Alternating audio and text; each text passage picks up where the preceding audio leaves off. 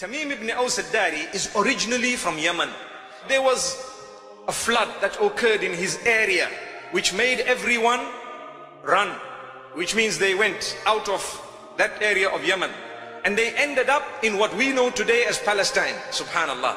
So this man was in Jerusalem, and it is reported that he settled in Bethlehem and he became a very big priest, because some of the people became Christians, some remained on that idol worship, and some became Jews, and some did other things. He was from amongst those who was impressed by Christianity.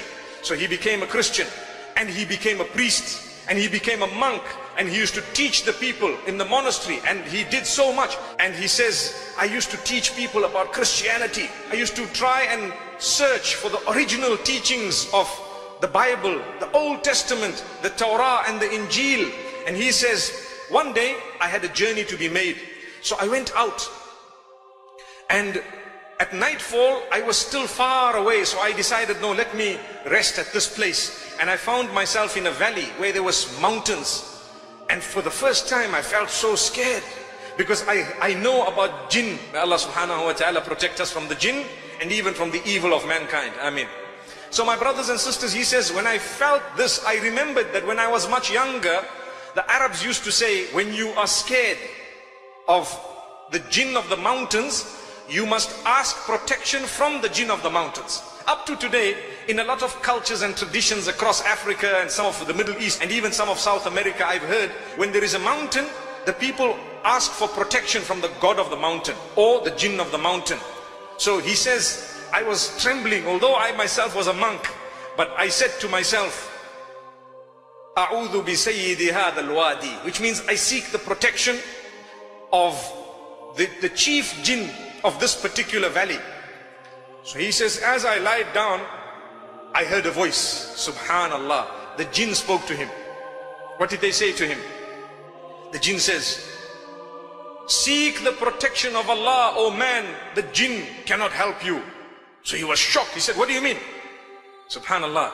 Seek the protection of Allah, the jinn cannot help you. And he was surprised.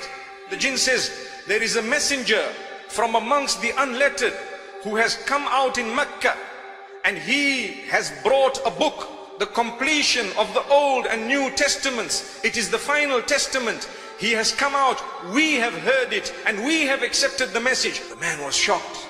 So he said, A'udhu Billah, I asked the help of Allah, and so on, and he slept the night. And he started recalling that in his books, in the testaments, he had read about this messenger who was going to come. And the description was that of Medina Munawwara. So he's trying to add the two together. The following day he got up and he went back to his area. He went straight to the chief monk and he asked him, look, this is what happened to me last night. He says, it is very true. There should be a messenger. It's about time he has come out, and he will probably be in that area. So he says, I started gathering some of my friends, and we gathered a group of people. It was the 9th year of Hijrah. And subhanallah, he says, we arrived in Medina Munawwara. We looked at Rasulullah sallallahu alaihi wasallam, and immediately I told him, I bear witness you are the messenger. Allah is one. There we are. Subhanallah. So who invited him to Islam? It was the jinn. Subhanallah. Tamim al-Dari. Tamim al-Dari. Constantly we're worried.